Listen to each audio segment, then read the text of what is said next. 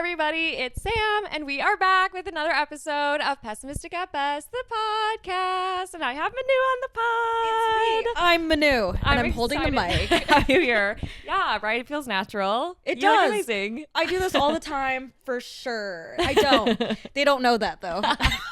They have no idea. None at all. Well, I'm happy to have you on this podcast. It's been fun hanging today. I think so, too. You guys are very easy to talk to and, like, a lot of fun so far. So I definitely paid her to say that. Yeah. It wasn't much, though. So that's where the compliment ends. Yeah, that's it. We're cheap today. No, this was like, I mean, I feel like I remember meeting you at a friend's party and thinking you were a good vibe, and now it's confirmed. Thank you. One time, someone told me that my first impression was about the best that I am, and it goes all downhill from there. Oh my god. So oh my god. I would like to think this is a second impression and it's still going well. Yeah, you're nailing it. Thank you. Acing the quiz. Yes. I'm so academically oriented too, so this is really good for me. I'm not. I keep saying things that I'm not.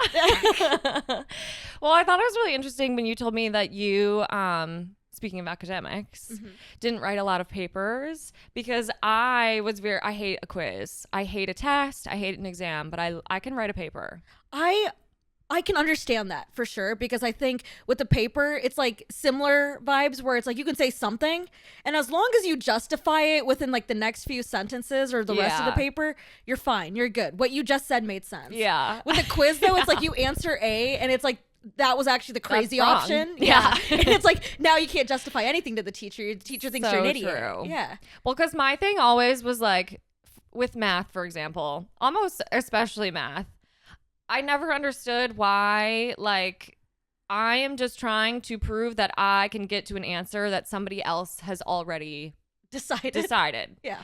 And somebody else already figured this out. I don't need to prove that I can do that. But I like papers because it's really about me and what I think. And that feels more accessible to me. Yeah. Math, I was always like, okay, somebody else already did this. We know the answer. Why do I also need to prove that I can achieve these results? For me, math is almost like the essay writing of like the STEM world, because like similar where it's like, okay, yeah, there's an answer. Somebody already decided that.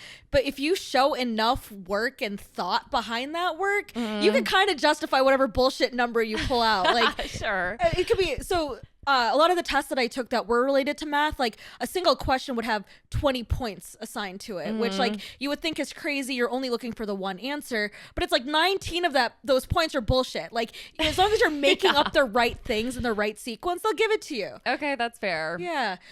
That's fair. I don't know though. Like I do hear what you're saying. Like that is a little bit more intimidating because they are looking for something specific. Yeah. And like, I don't know about you, but whenever someone is looking for something specific from me, the pressure is, I'm being squashed by it. Like I'm not going to achieve it for you. I'm sorry. No, I like to sort of be left to my own devices and be able to kind of just emote something, which is what writing is. I'm excited for you in your writing class though. That sounds like it will be really cool. Have you started? No, so that starts next Saturday. Okay. What I do know is that should I do like context a little bit? Yeah, absolutely. Okay. So what Sam and I were talking about before this a little bit was that I have started to take improv classes at Second City in Chicago, and they've been going so well to the point where I finished like 5 levels of it and auditioned to continue on and do more levels.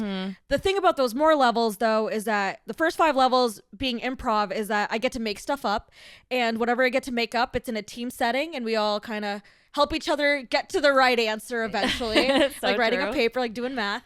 But with sketch comedy or the higher levels, it's like we all sit there and we write sketches that we're going to perform for an audience. And so there's judgment associated with the writing that I'm about to get into, which is where I mentioned the fact that like I haven't been judged on writing in so long.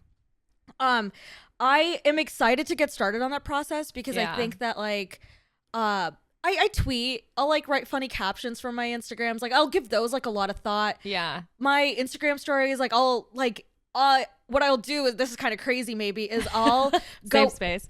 I'll go in and I'll like edit them and then I'll save them to my phone. I'll watch them like in succession in my camera roll, and then I'll continue to tweak them until I think it's good. I think that is a normal human experience. But do you think so? Okay, Yeah. okay. I was like, I am so crazy for just like coming in and like tweaking one word at a time and like rehearsing what my story would look like as a whole. Yeah.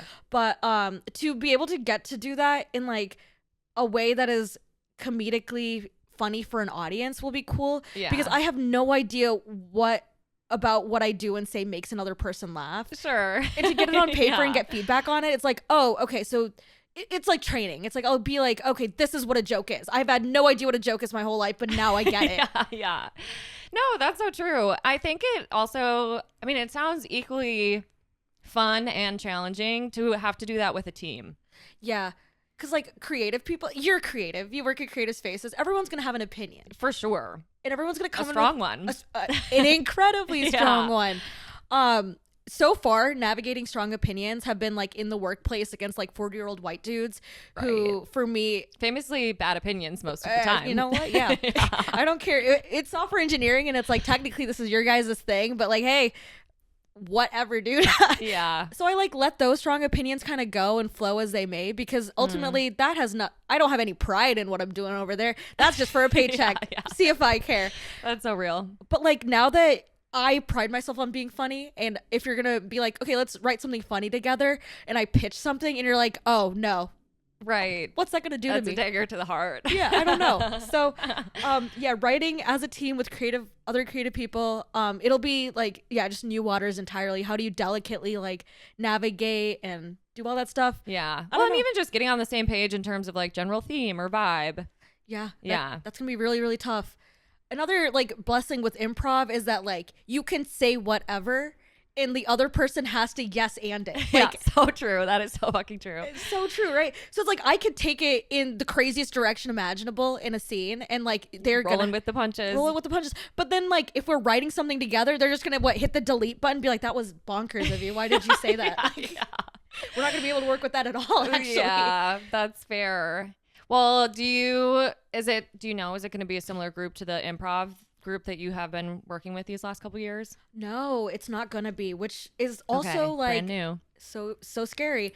There's psychological safety associated with all of this, where it's like we're goofing off, our jokes may bomb, we might like say stuff that we aren't used to saying just because Yeah. we're caught up in the heat of a scene.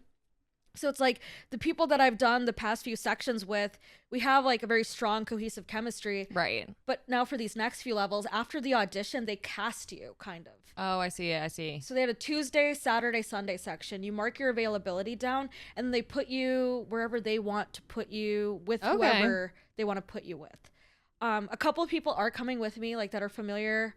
But yeah, it's like we're being split up as a group. which is kinda Crazy. scary. That is Yeah. scary. Well, I think it sounds really cool. Is the ultimate goal for you, would you say like TV writing? I know you mentioned you watch a lot of TV. Oh my God, I do. I do. Ultimate goal as a question is something I should be a little bit more prepared to answer. There doesn't even have to be one. There isn't currently. I started this as like I was rewatching 30 Rock when I first moved to Chicago, which was October. And if you Wikipedia, and I'm on Wikipedia for anything. We were at a concert. This is such a side story. But Claire and then a couple other friends in that like friend group, we were all at Maggie Rogers. And Oh, I'm so jealous. she is such a good performer. She is so good. Her voice is really doing something for me. Yeah. It's flawless in Angelic. performance too. Angelic. Yeah. Whatever. So talented. The opener was there, and like we like were like, he was on YouTube, he was in Brockhampton. We were like trying to figure out who he was. Immediately, I'm just on Wikipedia at the concert venue being like, Clovis, California was where he was. Well, very cool. I could not tell you the last time I pulled up a Wikipedia page. I'm loving this about you. Sam, I don't even know how you get through a minute of your life, actually. Yes. What? I need to be spending more time on Wikipedia. You feel like a very curious person. I'm just I'm kinda just like surprised. Googling things, Okay. but I feel like the Wikipedia page is not the first one that I'm clicking on. Oh, are you looking at the AI generated Google? Sometimes. Okay, I have become a little bit more reliant on ChatGPT these days as well. sure. Sometimes I go there instead of Google. Okay, and here's what I'm gonna say. That's totally fine. ChatGPT, like I feel like a large part of its training data is just Reddit. Yeah. And whenever I'm Googling something, I'm like, how leaves grow, Reddit. So it's like, I'm looking for that answer anyway. So I feel like you're getting the good parts of it. Yeah. You did originally ask me though about what my end goal was. Yes. And I did launch into a story and took it somewhere else. That's okay. This podcast is exactly for that. Good, but I'm gonna take it back. I'm Okay, gonna take it back to the original question. So I started it just because, like, if you Wikipedia anyone on 30 Rock's name, you'll see Second City mentioned. Okay. And I had an inkling I was funny up until that point in my life. Yeah. I was like, okay, people do tend to laugh. Yeah. Generally. But I never knew what that meant because I tried to write stand up and I've tried to like write down a sketch and I'm like, none of this. My words are not funny. They're not good. So I tried like an hour-long drop-in class. Okay. Where it's just like very much like just be playful. That's all we're asking of you in this hour. And I was like, this clicks with me. Cool. And I think like to have something click with you, I mean, that's major. Yeah. that is major. Because like You gotta listen to that. you do. Because you think like, okay, I've been here 27 years. I'm sure I know what clicks with me. No, I don't. Yeah. There's something new. Absolutely. So yeah, I just kind of like followed that and kept signing up for the levels. Cool. Because it like never stopped being fun. Yeah. So my end goal is to not have not fun. And I think that is a perfect end goal. Thank you. Because everybody wants to have fun. Well, I love improv. It's so fun. I have so many. I've never done it myself, but I love to go to the shows. We have a lot of like mutuals in the scene. I should actually introduce you to some of my friends who love improv.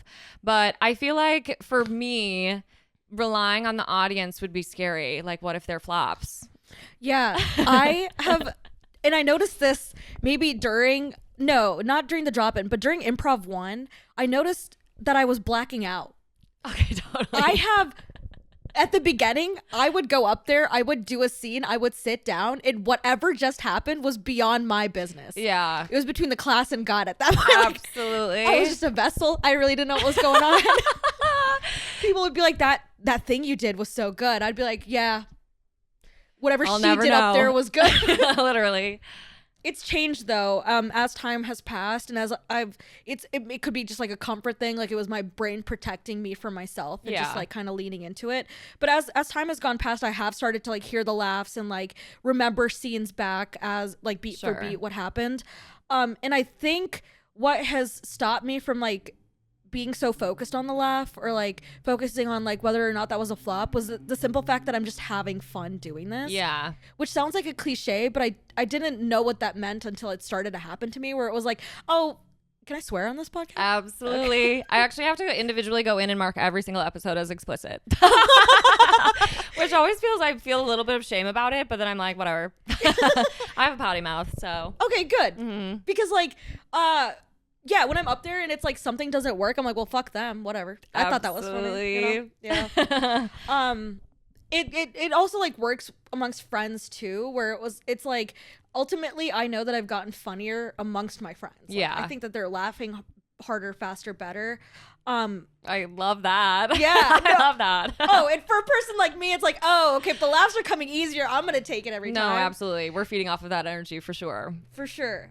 And so it's like if the audience doesn't find it funny, I'm like, you know what, at the end of the day I know my friends got me. Like it's not, it's cool, you're fine. So well, and I feel like, I mean, improv is such a good skill in terms of just like wit and quickness. Like it really, you are on your feet for those skits, so it's so fun. But I heard you mention musical improv. We have a friend who did that was unlike anything I have ever witnessed before. I didn't realize that was an option. It was so fun to kind of see them all on stage. Like, I think my favorite part is everybody trying to, you know, kind of simultaneously agree on what the chorus is going to be. That is amazing. That's so hilarious. It's magic. It is. Music improv, that completely escapes me. Yeah. It's like even amongst my section, I'm like kind of known to try to dodge it as much as I can, and like they'll be like, who wants to come up and play this music improv game? I'm like in the corner, I'm like I know you're not looking at me. Did you? Like just like anyone else except for me. So yeah, whenever I watch them do that, I'm like, how do you have like that group mind? How do you come in there Oh, I know. into that chorus? Like, not only are you coordinating the piano, Yeah. but you're doing like regular improv, and then you're singing about I it's know. beyond me. There's this one girl in my class, her name is Rachel, and like she ended up taking just one music improv class, and she like it might have been the instructor, it might have been like something about the curriculum, because I know they like fluctuate and Okay. their offering of it. She like didn't think much of the class, but at our show and like in rehearsals for our show, she was like doing music improv at like a level that I'd never seen before. And it's just like just that small amount of practice, like because you never train that part of your brain. Yeah. So it's like the second you engage with it even slightly, like you are shooting like beyond everyone else, and like are able to just perform at levels that are kind of unfathomable. So No, it's so impressive. Yeah. Well, and then they're all kind of just like, you know, looking at each other, making eye contact, kind of trying to figure out if this is going to be the thing that they're all going to sing. And that's so fun to witness. it is. It's silent negotiation and like Yes. social like cues and stuff. Absolutely. You gotta, yeah. It does have to be like a heightened thing. I almost went into like improv and comedy knowing that like, okay, you have to have like heightened social and like all these other cues, and I just kind of assumed that everybody kind of operated like that outside of the classroom. Sure. And I'm not gonna say I'm like a social savant where I like walk into a situation, I'm like, oh, I know what's happening here and what all the dynamics are. I'm awkward and I like can't handle that kind of thing. But it's cool that like in this one context we're all able to pull that out of ourselves and like build on it and like Absolutely. deliver. Yeah. No, I mean, it's magic. It's so cool to witness. Okay. Well, I want to know more about your internet habits. You're a Reddit girl. I am a huge Reddit girl. I'm a huge Wikipedia girl. I'm loving that. Mainline. Okay. You've actually caught me at a very interesting point in my life. Okay. Where I am really trying to get away from the internet. Oh, good for you. Yeah. I do not blame you. It's just it's become too much, and it's become too similar, Yeah. and it's become too like purposeless. I completely agree. Yeah. Well, and I feel like I heard you mention Twitter. Mm-hmm. How would you say you're still as active on that platform as you were pre Elon Musk? I feel like he kind of fucked it up a little bit. He did fuck it up in that like, why am I seeing some of this content? I know. I've never engaged with this, and I'm never going to. Yeah. So fuck you. I feel like all my favorite people also aren't as active on the platform anymore. I had my Twitter. Twitter used to be, that was my favorite website. And I had it curated to like all my favorite like podcasters, comedians. Everything on there was so funny to me. I knew that if I was logging onto that little glorious website, I was going to have a laugh. And now I get on there and it's like just depressing. It's so depressing. You have to scour Yeah. for something. I have an addictive personality, which means like, and I have been on Twitter since like what, 2014. So it's been like decades, right? So my brain still heavily associates it with what it used to be. Yeah. And I think my unfortunate answer is I think I find it as funny as I used to. Yeah. But what I've noticed is like I was putting in hours, like trying to recreate what used to happen on there, but you're right, it's just not as good as it used to be. Did you try Threads? I hopped on there for like a quick minute and Same. then saw what was going on with like all the celebrities and like brands, and I'm like, Yeah. oh, corporate Twitter. Yeah, literally. So true. But I respect your mission to be offline.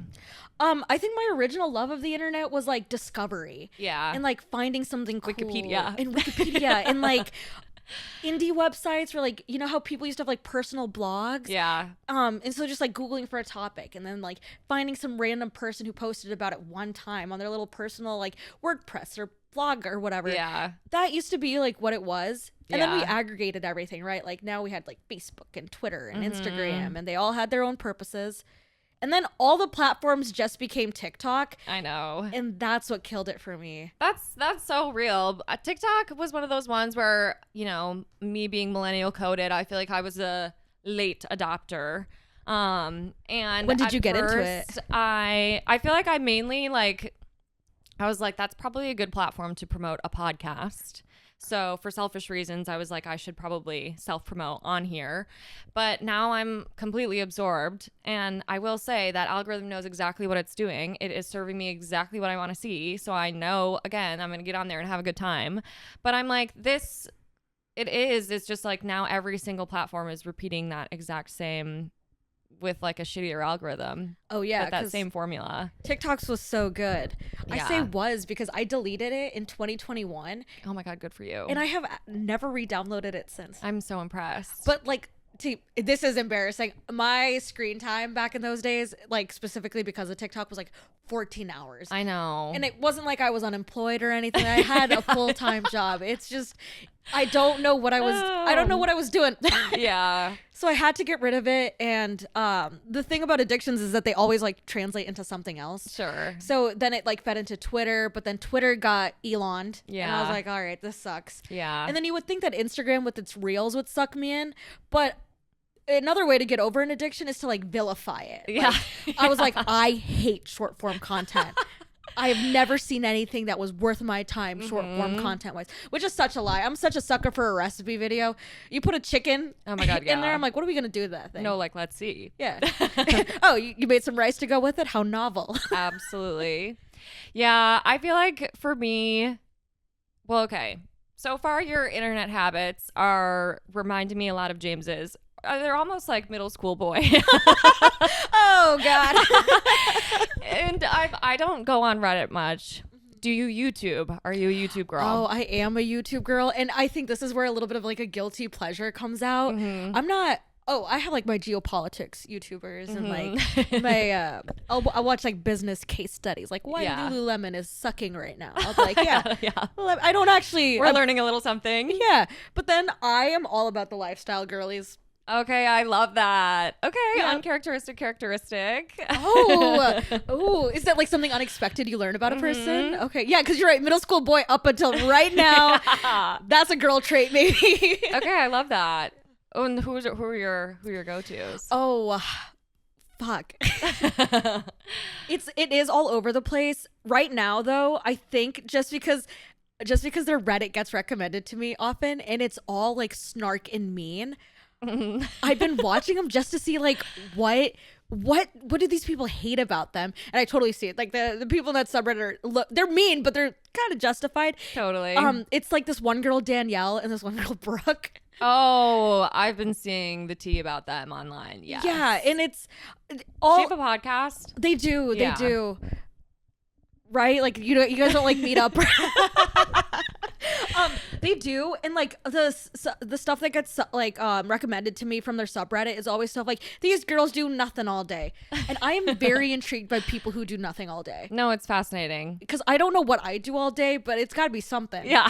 So what does it mean? Certainly feels like a little something. Yeah. I get through it. Like I feel fulfilled sometimes. Yeah. So I'm like, what does that mean to watch someone do nothing all day? Like, what does that truly look like? Yeah.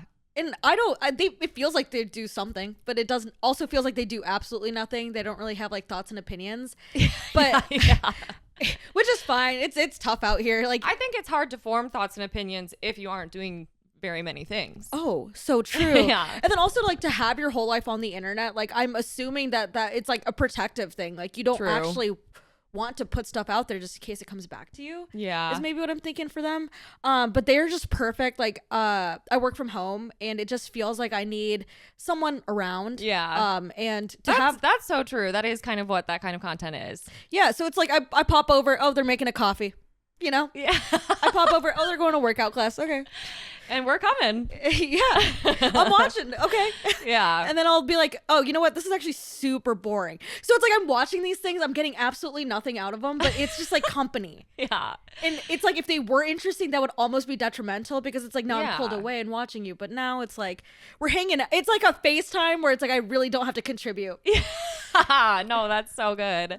Like those FaceTimes, I've totally had those where you just set it up and it's like, this is really just to feel like I'm existing in the same space as somebody, but I don't actually want to talk to you. Yeah, no. You're lucky though. My friends are yappers. So it's like I get on FaceTime, it's like, okay, here we go. Which is good because I don't classify myself as a yapper, which is why I was intimidated by this whole thing. I feel like I'm doing well so far. You're seeming like a yapper to me. I would put you in that category. All right. Well, I'm gonna go silent for the next 36 hours. Perfect.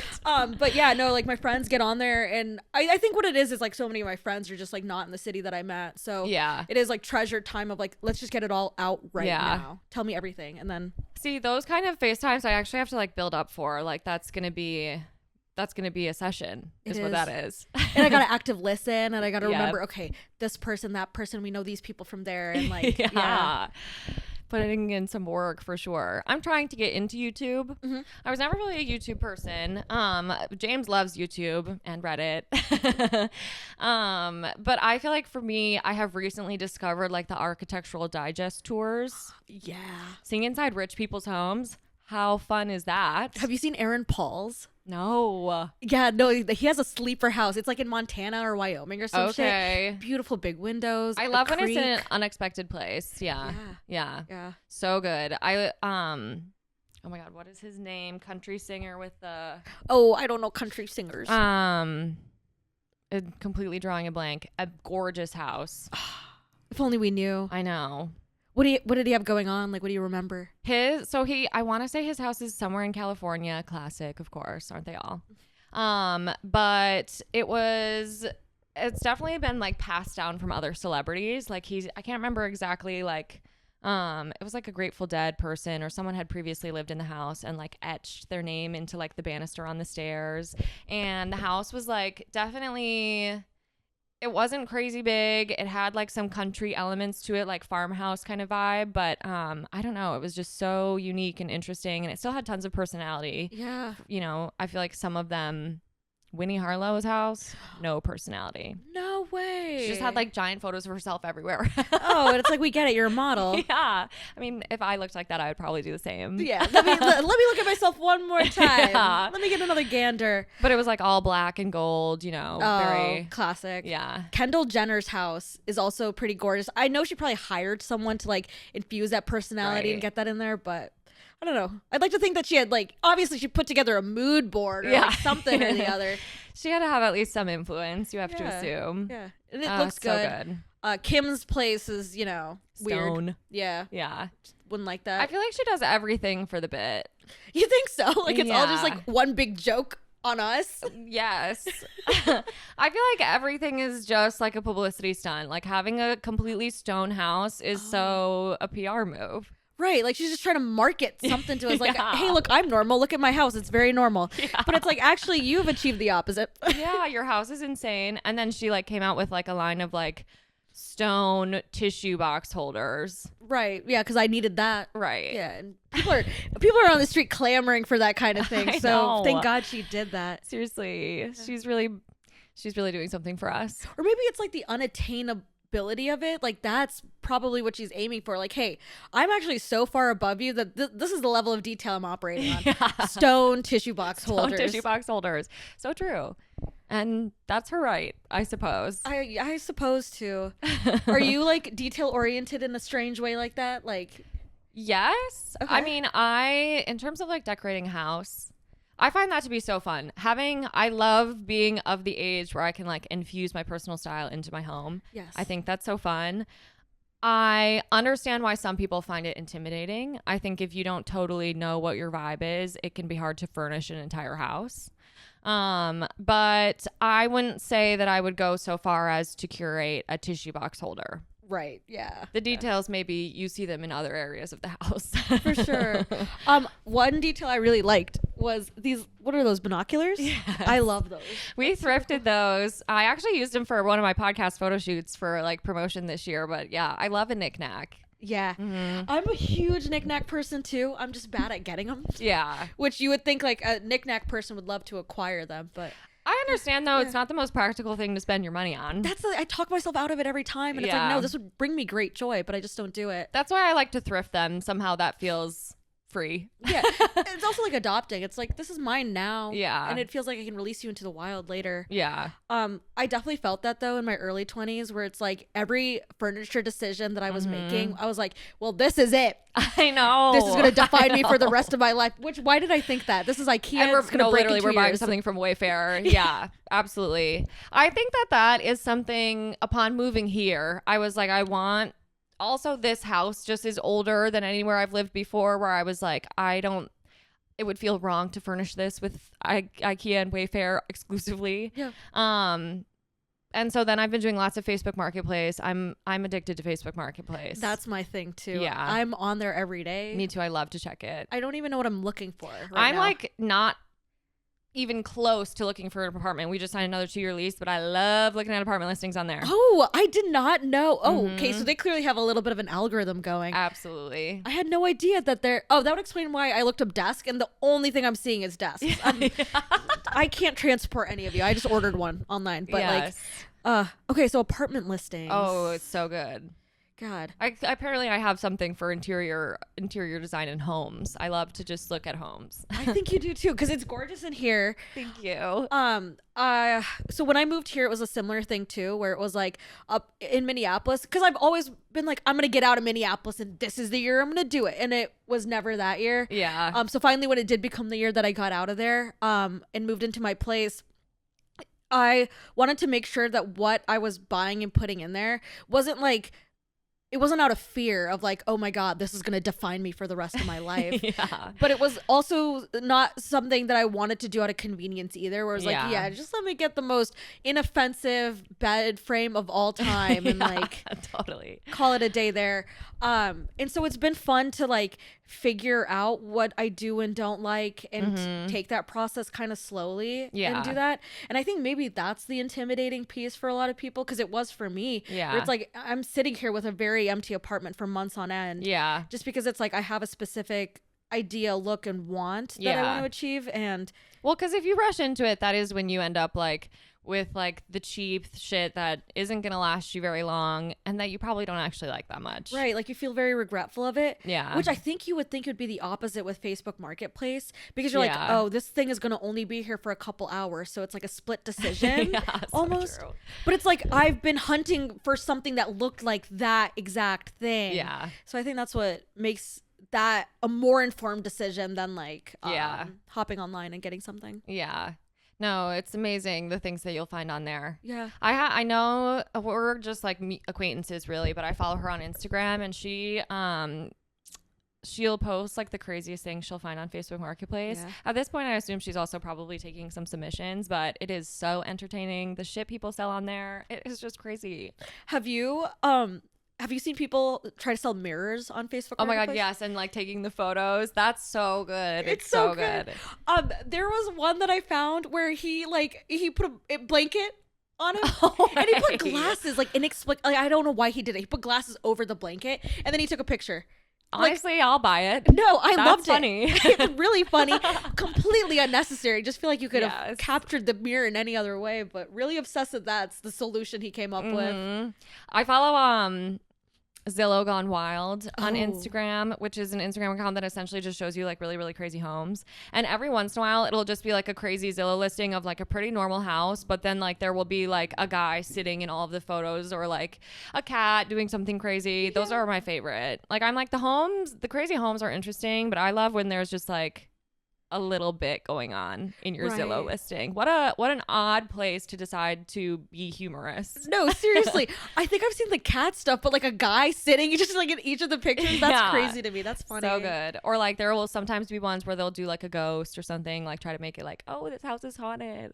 Yeah, because that's gonna make me buy it, knowing that the previous owners were funny. Yeah, right. I know, it's so bizarre. So entertaining. Well, so in your quest for going offline, what does that look like to you? Mostly social media, or just kind of trying to remove yourself from exploring the internet? Oh, it's definitely not a removing myself from exploring the internet. It's mostly social media. I think just like with the TikTokification of everything and like everything being like algorithmically generated. Yeah. Something about that freaks me out a little bit. Yeah. Not to be like conspiracy minded, like they're sheeple, they're all trying to make us the same. But like I feel like my music exploration is down, and I feel like it's just because I'm being fed the same thing over and over again. Me too. Spotify is not coming through for me the way that it used to. Not at all. And I'm curious, I would love to meet an Apple Music user. Yeah. Whoever they are and wherever they may be, because Spotify there have to be some. Right, because like it's a service that they still offer. Like who are you? Where are you? Is it better out there? I don't know. So that like I don't love. It feels like whatever. Yeah.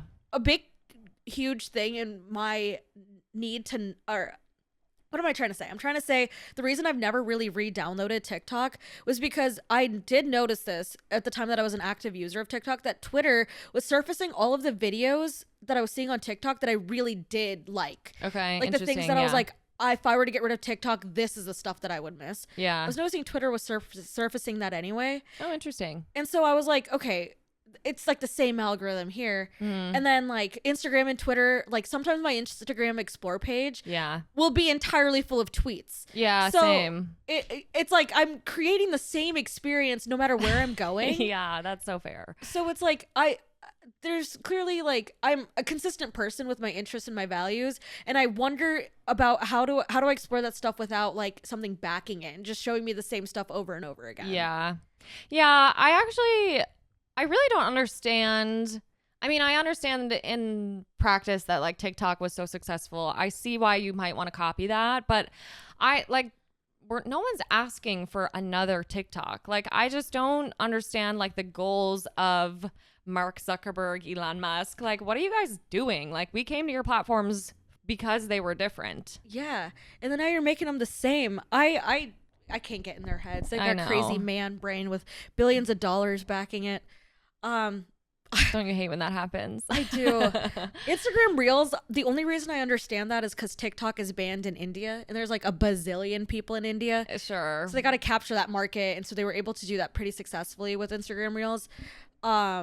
But yeah, other than that, it's like I miss the old days where I could like see a friend's post Oh my God. Same. when they posted it, and then like and honestly, it would stay on the feed. Yeah. I kind of hate that they squash all of that and they show me like apartment tours, which I love, don't get me wrong. Yeah. But what happened to my friend's post? I know. Show me that. I don't even actually follow the apartment tours Instagram account. I just see it every Yeah. single time because I'm like, you know Yeah. what? That algorithm's got me because I don't have it myself. Yeah. No, I mean, he's everywhere. I do follow him now. I actually, I commented on one of his, I'm never commenting on another TikTok again. I commented on one of a recent tour that he did. Cause this girl was like showing, it must've been her roommate's room. And, she had like a human-sized carrot pillow. It was huge. Wow. Massive carrot. And all my comment was the carrot in all caps. And I loved the carrot and I stand by my statement. But that comment is getting so many likes. And I'm like, I am so unbelievably tired of being notified that people agree with me about this carrot. Like, I'm sick of it. And it's so crazy to me because I feel like TikTok, more than any other platform, has a lot of like the comment section is just as important or engaging sometimes as the videos themselves. I agree. And like now when I see someone whose comment on somebody else's TikTok has like hundreds of thousands of likes, I'm like, that must suck for you. Yeah, because like your notifications are a mess. You're not seeing anything of use No. in there. I do agree with you though. I think that was part of my 14-hour problem was that it wasn't even the videos. Yeah. I love to read an opinion. Oh, same. And those TikTok commenters, they have Mhm. so many opinions. People need to be clocking in and getting paid for that because people are just as funny in the comments as they literally are creating these videos. I want someone to become like big because of their ability to Yes. comment. Like I want to follow you because every comment you leave is gold. Like yeah, that's amazing. yeah, TikTok commentary. Mhm. It's pretty good. I mean, it's like Twitter, I guess, in some ways, just like under somebody else's post. I know, but here's the thing. That's actually something that's changed my relationship with Twitter.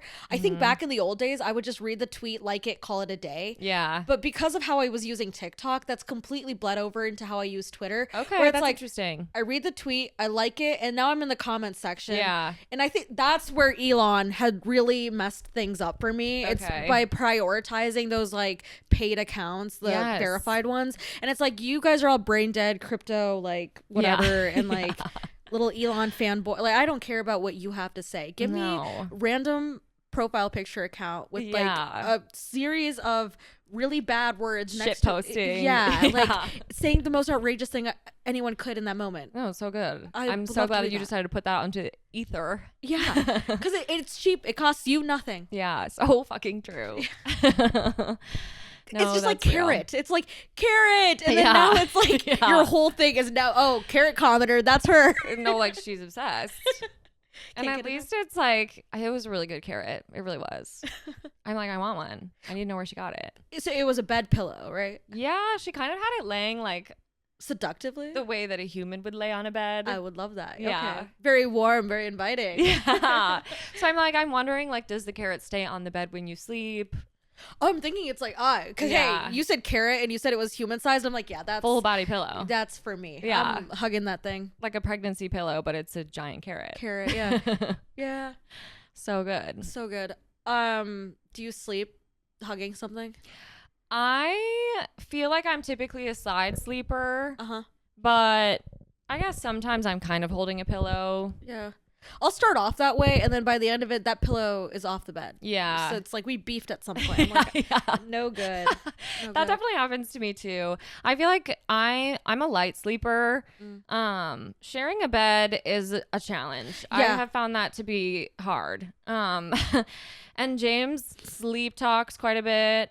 Loves to laugh in his sleep. I don't know what is going on in his psyche, but it is funny in there. And it is honestly so scary. I can't imagine that. Just like in the middle of the Yeah. night, ha ha ha. Like And a he's man's like- laugh, that's unsettling a little. Absolutely. Nothing should be funny right now at this ungodly hour. I unfortunately have received reports that like I've laughed in my sleep, but I also think it's like, oh, we're like super drunk, and so it's like I was sleeping lightly anyway, and I Yeah. probably you know how you're drunk and like, is this reality or Oh my is this God, I a know. dream? It feels like I have full control, but also like some of these physics don't make sense. Yeah. No, that's so real. I feel like I get my most bizarre sort of like sleep paralysis situations if I've had a little bit to drink. A little bit to drink. It's like 5 a.m. and it's like you should go to the fridge and get water. Yeah. But you're so cozy, so lazy. Yeah. And also this dream is this real? Right. I know the craziest things are happening. Yeah, Certainly I we can't wake can't- up yet. No, like, let me stay tuned here. Yeah, we have to see how this plays out. Plays out. Sleep talking I've never done. I have heard that I am like I'm just dead when I'm asleep. Like I don't make a sound. I barely like you have to check if I'm breathing, Okay. which is cool. Nice.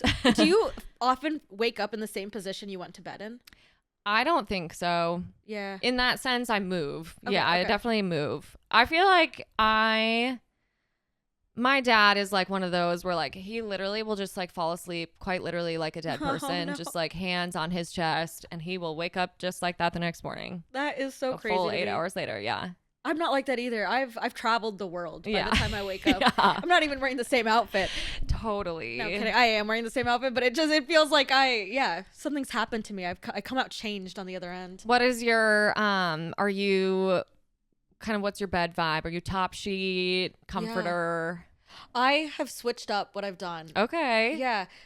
Previously in the past, it was just a fitted sheet. It was a comforter, and it was like a pretty flat. No, it was a pretty puffy pillow. Like, Okay. very firm and like high. Mm-hmm.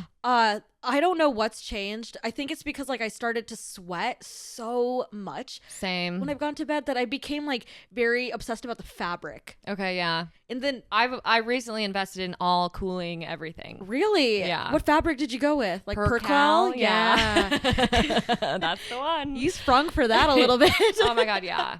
She is not inexpensive. No, but how has it improved? Okay, I will say yes. I definitely noticed a difference in terms of temperature. However, definitely not easy on stains. So like it's greasy. Greasy. It is greasy and you can see. And James, I'm pro pajamas. I like to wear clothes to bed. Okay. James used to be anti pajamas. Oh. And I was like, you actually have to put pajamas on because I paid hundreds of dollars for these sheets and your body is staining them. Oh God. Okay. When you said greasy, I was like, you guys big bed eaters? No, I actually am very anti eating in bed. Yeah, that's a good stance to Yeah. have. Yeah. Okay, interesting. So he's just like a greasy little guy, like a little chicken. pretty hairy. So Yeah, hair That'll do produces it. oil. Yeah. That'll do it indeed. Mhm. And that's what sucks about these nice sheets is that like I've started to maintain a lot of rules. I've actually only recently become anti eating in bed. Previously, I'm Okay. like, whatever. Like, bed is to be comfy. yeah. But then now with these sheets, I'm like, oh, bed is to be like respected Yeah. and feared a little bit. Yes, absolutely. I went with all linen. Okay. And I went with Land's End. It wasn't a Percal, but it was like something or the other. I've really enjoyed them. Polyester, like what I was noticing was like all the heat would concentrate in this one area and just not be dispersed. Linen does it a little bit better. Yeah. I have no idea how we ended up on this topic, but yeah, I use linen bedding now. No, I love that. Yeah. I actually find it's so interesting now as we've gotten older. Like, I feel like, you know, I'm opting for a firmer mattress. Like, I can just tell my bedroom now is so supposed to be this peaceful, tranquil environment where I'm like really trying to get my best night's sleep. I feel like I didn't give a shit about that in college. I was sleeping in a bunk bed. Like, who knows? And now I can tell that, like, if I don't get a good night's rest, I am not going to be my best self. That's actually that's kind of part of my good, bad, ugly. Okay. It's like my sleeping habits lately have been so, and when I say lately, I think I'm referring to just the past couple like months. Yeah. But it's like probably over half a year that my sleeping habits have just genuinely been bizarre. Yeah. And I think the whole like investing in linen thing came from like, let me solve the problem from any angle and throw money at this and see what happens. And that's always the answer. You would hope. I had a sad day and I bought these jeans, and these jeans were like, they're great pair of jeans. They look great. They feel great. They fit great. The price on the wallet though is lighter as a result of purchasing these jeans. So I'm gonna wear them all the time and everywhere. Yeah, they are now stapled and tattooed on. Those are glued to you. They're glued. And it was like one of those like, oh, I'm so sad. Surely this will solve my problems. Oh, I'm sleeping poorly. Surely investing a bunch of money into my sheets. That's exactly what I did. Yeah, solve the problem. I did for a little bit because I was like, yeah, gotta put these to use pretty much immediately. Yeah. Well, on that note, let's get into your good, bad, ugly. Sure. Okay, good. We kind of did touch on good a little bit, which is the transition into like taking something that was just kind of a fuck around hobby, something I was like, I'm gonna keep saying yes to doing this because it's fun, into like something that, okay, well, what does this mean now as I continue to spend time and invest more money into it? And like, what does it mean now that it's no longer what it started off as? Yeah. So I think it's very good to have something that like is challenging me in those ways. That's awesome. Yeah. Very cool. The bad is my sleeping habits. I have become nocturnal. Yeah. I feel like I oscillate. I want to be a morning person.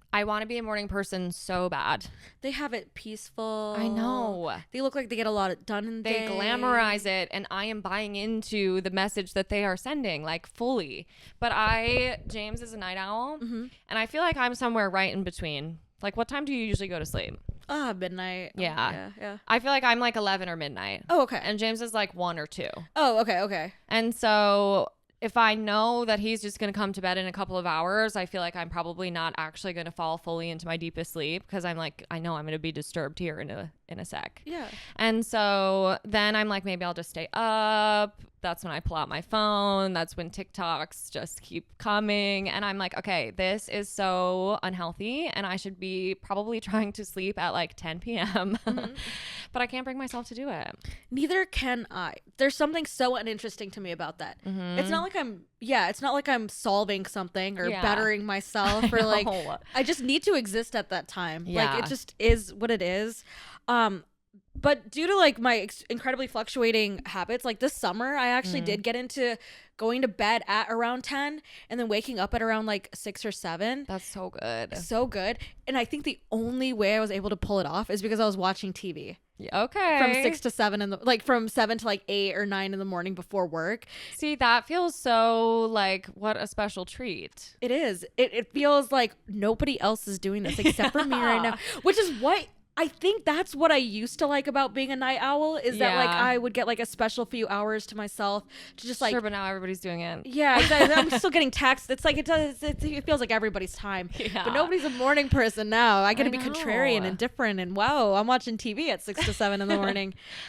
But well, because I've gotten into a really, really bad habit of I just like roll over and get on my first meeting of the day. It's awful. It's so bad. I really didn't know what that was doing to me until I stopped doing it. Yeah. Same thing with breakfast. They're onto something with that whole. You have to eat that. Like that's they are crazy. Not lying. Yeah. No, you cannot wake up, have a cup of coffee, and have your first meeting all in the same 30 minutes. No, it's not right. That is bad for your psyche. Yeah. Yeah. Maybe like when I was younger, there was like a little bit of resilience or like blood flowing that was able to do that. No, right now that is a very violent way to treat myself. Like it's Absolutely. so bad. I know. No self-love going on there. This past week, as far as nocturnalness goes, it's really hit like a really like, it's almost even ugly, some might say. It blurs those lines pretty quickly. Monday was our last improv class, and those end at 10 p.m. late. Mm-hmm. And because of that being the last class, and like, oh, some of these people I'm never gonna see again, actually, just because like they're moving on, doing other things. Stayed out a little bit later. I ended up getting home at like 2ish. Classic. 2ish, yeah. Oh yeah, very classic for a Monday into Tuesday when you have a 9 to 5 Monday through Friday. Very classic. Totally.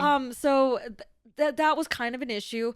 I had also received the COVID flu joint vaccination on Monday. Good for you. I need to do that. Yeah, I was already at the doctor's, and I kind of forgot how that treated me, like that shot combo, until it was like around 2 a.m. when I got home. I'm like, oh, I'm feverish and tired and achy and like I feel awful. I'm like, oh fuck, it's the vaccine. That's quite a combination of things. It is. Yeah. It is. And so I took Tuesday off. Okay, yeah. And that is treating yourself with respect. Treating myself with respect. I sleep through most of the day, and that was the issue at hand, because now night rolls around. Now you're fucked. Now I'm fucked. Well, it's like I'm awake. Yeah. I try to half-ass it, but I sleep like whatever. Wednesday rolls around. Wednesday's our last improv show. Right. So we're from 8 to 9. That's the show. And then I set a strict boundary with myself. I'm like, I'm leaving wherever we are at like 11ish midnight, like to get home, get into bed. Mm-hmm. I do all of that.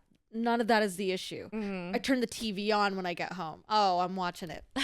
They got some stuff on there. I'm tuned in. I'm tuned in till like 2 in the morning. Lots of good stuff on there. A lot of good stuff on there. And now it's 2 a.m. and now I'm not asleep. Yeah. So I am going through the motions on Thursday, and I very quickly realized something. Tonight I'm going to Maggie Rogers with my friends. That's not an early night again. So now Thursday night I'm back in bed, and it's 1 or 2 in the morning, can't fall asleep. I'm back in front of the TV doing that. Friday, I'm not doing, at this point, I have not done work all week. There's actually such a huge, I don't know why I'm not more panicked about this. I think I'm going to go home after this podcast and be like, we need to get our shit together. Like, we actually need to produce something and say that we did that last week. I know how that goes. So even like coming here today, I slept between 4 a.m. and 9 a.m. That was my sleep before this podcast. Oh no. I know. What am I gonna do though? It's clearly I'm fucked. This is the rest of my life after this 1 week. No, seriously, this is you now. Yeah. Night owl. Oh, but I used to do this in high school too, where I would get home at like 3 or whatever, and I would sleep from 3 to 10. Yeah. That was my night of sleep. That was 7 hours right there. So now I'm up, just waiting for the next day to roll around. I feel like that was me too. And like in college, you famously never get a wink of sleep. And somehow I could operate on that. It really wasn't a big deal. Yeah. But I also was like more irritable. Sure. And I had like, I would say a lot more personality flaws. I'm wondering if that was what that was. That actually is so true. Like I'm sitting there being like, now I'm just a fully developed person. But it's like, I also was like really not giving myself the tools needed for basic survival. No, but also, hey, remember being those ages, like the world was against you. You had to, do so something. True. I don't know what was going on specifically, but I had to get adjust. Us. Yeah. It's hard. Sleeping from 3 to 10, I'm sure there was a really good reason for it. Yes. Absolutely. Yeah. We have to tell ourselves that. We have to, because that's part of my narrative now. That is just what I did during those years. So absolutely.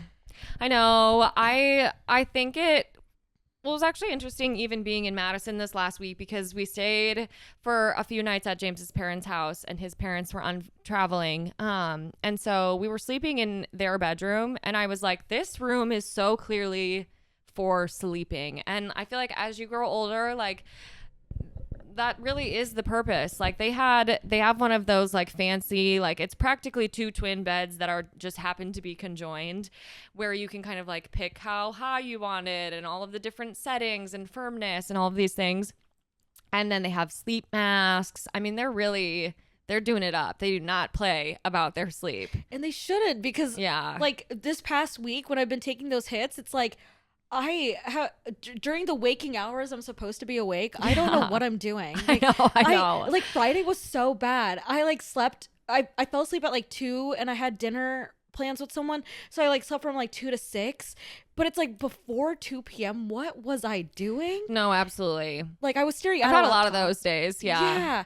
And I hate that. Like I Yeah. do need my days again. Like what does it mean for a person to do nothing? Yeah. I don't want to do nothing. Yeah. I want to do something. No, right. Well, and I think that's also the interesting part about like the morning person versus night owl conversation, because I wouldn't say, maybe it's all in my head, but I feel like if I were a morning person, I would be using those hours more productively than I use them at night.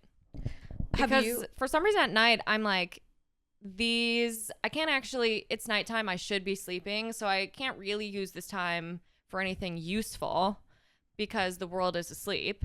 So instead, I'll consume something somewhere. And we have very similar thought processes. Yeah. I agree with you. It feels like morning is inherently more productive, and night is meant for like chilling, hanging around, Right. standing. Absolutely. I'm lucky if I'm standing. I am sitting, perhaps laying. Horizontal. That is what, because ultimately that is what nighttime is for. Being horizontal. So true. My eyes are just open. I'm fulfilling my duty. Yeah. Yeah. And I think that's also part of why I prefer night over morning. I do say that I don't like to do any, like I want to make sure I'm doing something and being productive and all of that. But I do like that at nighttime you're given the opportunity to do nothing. There's no guilt associated with it. Right. It's very easy to trick myself into believing that is perfectly fine. Yeah. Because like, oh, what else was I going to do? Not watch TV? Right. I wasn't going to go garden. Where's the sun? I also don't have a garden anyway. So true. Always a good place to start. Okay, well, I would love to know your ugly. My ugly is actually my beautiful car. It's a Hyundai Sonata, and those are gorgeous cars. But the issue with that car is that it gets stolen often, and it got stolen. Yeah, the Hyundai boys. Yeah. No, that was the Kia boys. Kia boys, but they got two things going on. Okay, totally. So they specialize in Kias and Hyundais. Right. The thing with those cars is that you're able, like within a certain model year range, you can get into the car, stick a USB thing in, start the car, and just take it. And that happened to me December of 2022. No. And I parked it in like a parking lot. It was well lit, blah, blah, blah. The neighborhood that I was living in, it was in Minneapolis. And this neighborhood, it like depends on who you ask, whether or not they say it's a bad neighborhood. Sure. I feel like if you're overly cautious, you're like, yeah, bad neighborhood. But if you're like, you're aware you live in a city, like it's a fine neighborhood. Yeah. And so I go down to the parking lot where I always park the car, and I'm like, it's simply not here. Oh no. I saw a tweet a couple days earlier that's like, car thefts in Minneapolis up 900%. A substantial percentage. And in my head, I was like, oh yeah, next time I take that thing out, I should go get a steering wheel lock, protect myself. But next time I go down there, yeah, it is. Next time I go down there, there's no car to steering wheel lock. Right. This was a couple years ago though, so why is it my ugly now? Well, Labor Day weekend. Oh no. I go to wherever I was, Houston, and then I come back and I enter my house, and I know that to the left of where I was entering, that is where the car hypothetically should have been. And hypothetically, it did not catch my eye at the moment. I put an air tag in it after the first theft, and smart. Very smart. And I was like, I could check that and deal with this at 11 p.m. at night, or I could go to bed and then tomorrow problem. Ignorance is bliss, after all. It is. Mm-hmm. But I am unfortunately a very curious cat. Totally. And I will get killed by oncoming traffic if I were to be an outdoor cat. I checked the location of it after like a few hours of sitting in bed, doing, typical night owl stuff, which is absolutely nothing. And I see that air tag is a couple blocks away in a part of the neighborhood that I don't typically park in, just simply because I know within a 1 block radius, I'm able to find a spot. Okay. And I'm like, interesting to not take it very far. That's my big issue with it. You're going to commit a crime and then not like actually do anything. Right. Fuck you. Take that car, total it. Do the crime to its fullest extent. You are so lame for just creating an inconvenience for me. That's all so you true. did. That's so true. So I like see the air tag and I'm like trying to rationalize it as like maybe I was in a goofy mood and I put it over there. No. I'm a creature of habit, just like the curious cat that I am. So I knew that wasn't me. I I take charge. I walk over there and Good for you. thank you. I was not thinking about the fact that this was night and maybe the theft like was ongoing. I didn't think of any of that This is stuff. a crime committed. Yeah, I didn't think of any of that stuff. I'm like, that's my car. Gotta go look at it. Rescue her. So I'm over there. I'm looking at it. It is parked neatly in the garage of a home that's being currently renovated. And so there's like my obviously no goodness. one that lives there or anything like Okay. that. And like the garage door is fully open and all that. So I'm looking at it. It's looking at me. I'm like, all right, well, you were stolen. You coming home with me? Like, yeah, let's how bad is it this time? I do a full sweep of the car. It's undrivable. Call the cops. I learned a term. Do you know what a Okay. paddy wagon is? No.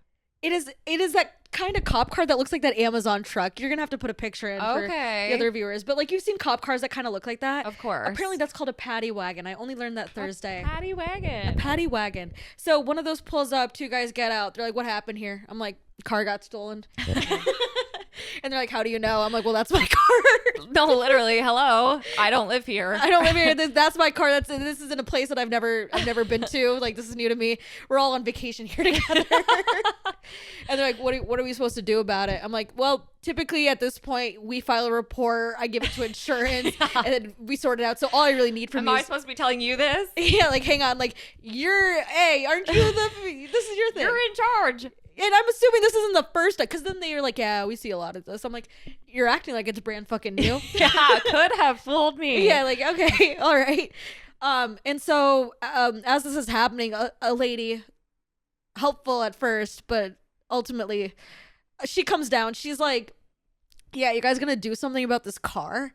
And I'm like, yeah, that's Somebody said it. yeah. So we are, thank you. And she's like, yeah, it's been here for 3 days. I'm like, oh, that's useful information. Wow. Okay, so yep. Sorry that I couldn't attend to it. I was out of town, so we're here dealing with it now.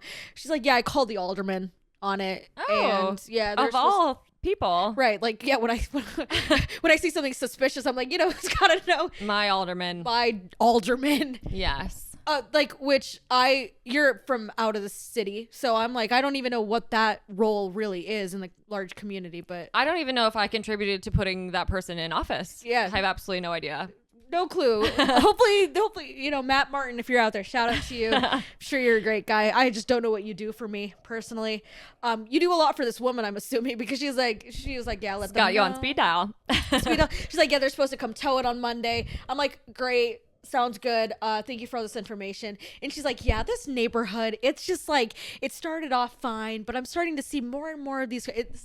This is midnight, I might add. Okay, I'm starting to totally. see like more and more of these like quirks where it's just like things are just not being attended to at the right time. And like, you know what, the couple days ago over there at that block, blah, blah, blah. And I'm like, I look at her, I'm like, hey, you've been really helpful. I'm like trying to like summon every amount of like patience that I can. Yeah. You've been really helpful so far and like helping me figure out when this happened and all that. But I think your job here might be like It's done. over. Can we, I hate to word it this way, but can we bring the focus back to me? Right. And then she I'm like, experiencing something. yeah, like, and you're just kind of, I'm you're the victim of a podcasting. crime. Yeah. And you're just like just shooting the shit. Also, go home. It's midnight. What were you doing right now? Seriously. But I was thankful for her for the information that she offered. Not like the cops were gonna do anything with it. I don't think they like hunt or chase anything down. Yeah. In this capacity. So I was able to recover the car. Chicago being the great, wonderful, walkable city that it is, like the car was within walking distance during the repairs and it's turned over and all of that. But I think that motherfucker is not letting me sleep. Like I think that like even when I was napping yesterday, I like kept hearing car alarms go off. I'm like, well, there she goes again. Right. I feel like at this point you've had to sort of detach from her. Yeah. In case she's not there tomorrow. Exactly. So and I know I could sell it and whatever, but the act of selling a car just is like more inconvenient almost than like having I it. completely Yeah. agree. So Do you use your car often in the city or not so much? I drive it a couple times a week. So Okay. it's like often, but would I say it's necessary? No. So Yeah. like it could be a very easy lifestyle adjustment if I chose to forego it. But Yeah. Yeah. We have one. We share a car. I mean, it's James's. I sold my car upon moving here. I really don't like driving in the city if I can help it. Yeah. But I have never had a car stolen, and that does not sound like a fun experience. No, pretty stupid as far as Are it goes. do you keep things in your car? No. Especially I don't know. I've lived in the cities for in cities for quite a while. And I've discovered it's very disconcerting to even like have things visible in the car that people go through. In Minneapolis, like one time I must have left the car door unlocked and a pair of sunglasses was stolen out. And it's just like, and just to see you even being like ruffled, I'm like, oh, like this is my place. Just knowing somebody, right. It's a violation. It is, yeah. Yeah. Well, I'm sorry that happened to you. Yeah. We've got to get you that tire lock. Do you have one now? I do have one now. Okay. So that's almost the worst part about the story is that I had it too. Like when it got stolen this time around, I just like stopped using it because like the area of Chicago that I lived in, I was like, there's 8-year-olds running around at all hours of like night absolutely and day. Family friendly, extremely family friendly. So I was like, I'm not super worried about this, and this feels like a paranoid move. And I don't know, I just like didn't use it, but now I use it religiously, like even though it's like parked right here broad daylight, it's on just in case, because you never know. No, it's good to instill those habits in yourself. It is but yeah, it's not, I think part of the sleep issue is a little bit of that. Oh, that's terrible. It's like lifestyle, ownership of the car and all that. I do know I'll get over it. Yeah. No, sometimes I feel like it just takes a couple months of your car not being stolen to feel secure. Right. Like, oh, that was a freak event. Yeah. It's totally fine after that. Yeah. But yeah, that's my good, bad, ugly. Good. Okay, I love it. New goals in life. Mm-hmm. Bad sleep. There's nothing worse. They're really, I'm glad you agree with that, because I do feel like sometimes that, I don't know, maybe it's just because like comedy is just like late night. I'm like, how are the rest of you doing this? Like, I know that there's a lot of people that just go home immediately after class, and I like try to strike a balance. Yeah. And like with some people, I'm like, how is this working for you? Yeah. Well, and it's hard because you see them, like that's also your social time then, but and as night owls. Yeah. And it's like really easy to lean into that and want to lean into that. Yeah. I'm lucky though that like my classes are no longer going to be on weekdays. They're no longer going to end at 10 p.m. Yeah. 10 is late. 10 is late. On a school night. But yeah. Oh, brother. Poor me. Especially because I'm not showing up to school the next day. I'm playing hooky. Tuesdays have always been a little tough in that way. So I'm happy to maybe get a full week of work back, because I'm clearly not doing that now. So totally. Holy shit. Hey, I mean, honestly, if you can skirt out of getting your job done, that's awesome. If you can get paid for not working, it is, you're tricking the system. It is, but I have like such a good gig going with my workplace that like if I fumble this, like that is gonna be very annoying, because then I'm gonna have to like go to a new place and learn all of that stuff, and I'm not quite literally the worst. Yeah, I'm not interested in career growth at this moment in time, so I respect that so much. Yeah, I like early 20s, I was like, oh, I understand this. We have goals here and we can achieve them. Mm-hmm. And because of academics, I am aware of how that works. So I will translate those skills here and achieve very medium results despite all the effort that I put in. But I don't know. It's nice to like not have to do that. Yeah. Anymore, so. I feel like I was very much sold the fantasy of a career woman. And then I was like, oh, actually, you could just have hobbies that are fulfilling, and your job can just be for a paycheck, and that's fine. Yeah, and that job funds those hobbies, and that's the system. That is like literal bliss. That's what that is. It is. In your early 20s, though, it is like easy to latch onto career, because I think I don't know. Everybody, it's like some people are so good at like having maintained hobbies from high school through college through like their 20s. I definitely like put everything on pause for college. Same. Not because I was like academically doing anything, but it was just like there was so much college to do. Yeah. You know? No, that in and of itself was a hobby. Yeah. That was a full-time gig. Yeah. I was hanging out left and right, absolutely. Up and down, going to dinners, going there, drinking here, drinking there. Mm-hmm. But yeah. Well, and I think, it's not easy to necessarily find hobbies when you're an adult. I think that is like something that you have to sort of actively explore and honestly you have to sink time and money into it, valuable resources. But when you do, it's so fulfilling. And then I think you find something like an improv or a podcast or whatever it may be, that then, you can just like, being an adult and realizing that you can take a class, how awesome is that? So awesome. And there's so many classes to be taken too. Absolutely. Chicago's so full of opportunity that it is. Yeah. Even if like at any moment, if like I didn't like this improv thing, I was like, I could take a ceramics course, or I could like go take an architecture thing, or like just like pivot in so many different directions. Yeah. I do think that there's like a little bit of a hack to finding hobbies. I have a little bit of a theory and I would like to run it past you. Yes, let's explore. I think that some of the stuff that you're into as a kid must be revisited as an adult. I love and like that. if you can put a progression on it and like make it fit into like more of an adult vibe, then I think that like you can start to find something of a hobby there. Oh, I love that. In high school, I was like involved with speech and debate. It wasn't like my whole thing and I wasn't necessarily like good at it, but I enjoyed it. Yeah. And then like I kind of didn't follow through with it in college because like I said, it was just like something that I enjoyed doing because I think a lot of my friends were into it. Didn't put a lot of thought into it in college. And so once this like improv thing started to like click with me, I was like, oh, you know what, that totally makes sense because I was like in adjacent spaces when I was younger. Yeah yeah Plus then you get to mix in humor with it. I mean, that's like the best of both worlds. It is. Do you think that like podcasting had like a little bit of a seed somewhere when you were growing up? Like, did you like to interview your friends? Did you like to watch like daytime TV interviews? I definitely watched a lot of like interview style shows. I also feel like even I don't know, like I feel like I always like my Barbies were always like newscasters, like whose Barbies are newscasters, but like that was definitely something. And so, you know, I'm happy that I'm not a newscaster by trade, but that actually makes total sense, like this being sort of an avenue for that. Yeah. No way. Yeah, like I like that. It fulfills it a little bit. Yeah.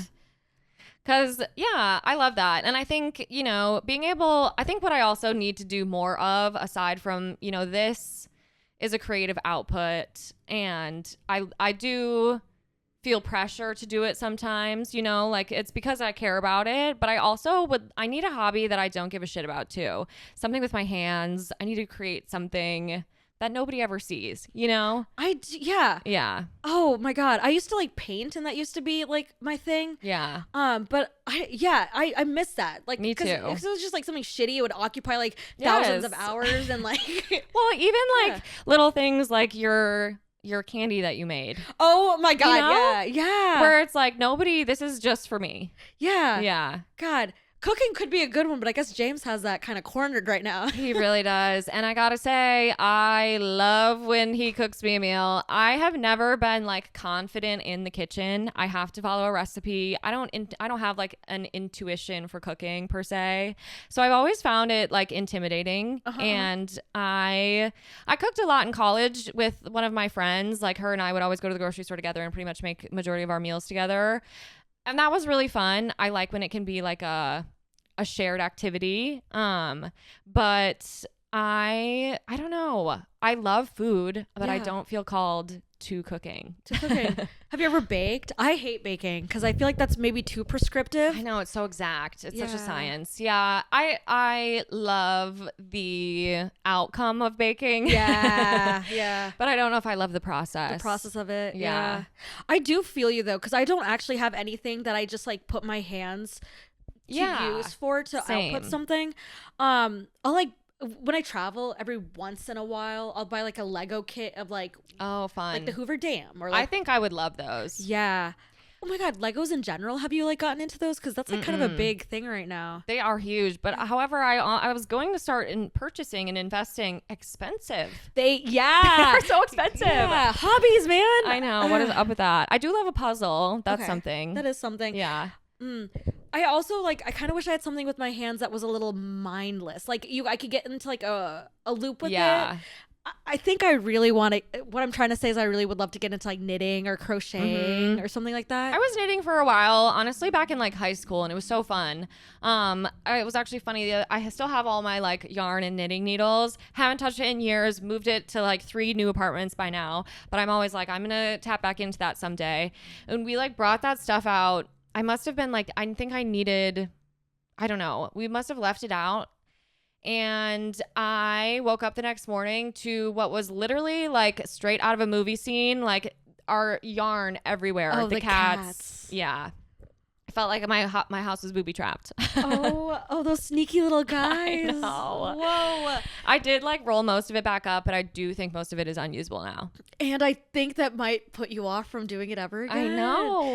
Bummer. They got a hobby out of it, but seriously, it was for you. But they spoiled mine. Oh, so sad. Such a shame. Okay, well, my last question for you. Yeah.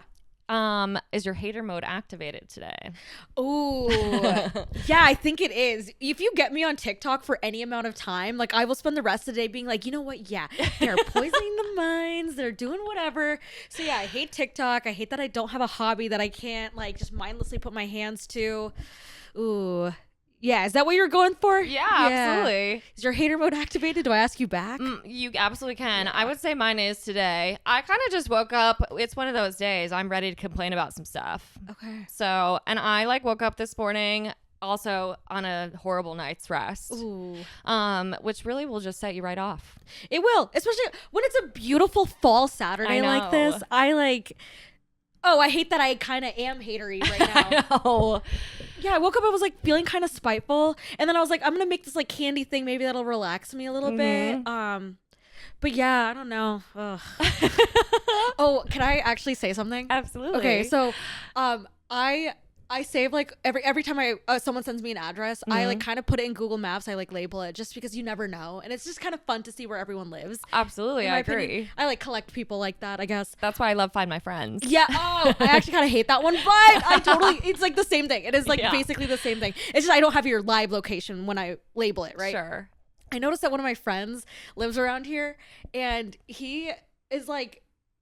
He's like, I feel like he'd be good to prank, and I've never pranked him before. He's new. He's like a new friend. I met him through improv.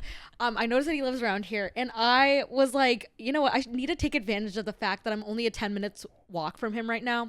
I'm never on the side of the town. So what I think I'm going to do is I'm going to write a letter, and it's going to be a letter from like a neighbor of his.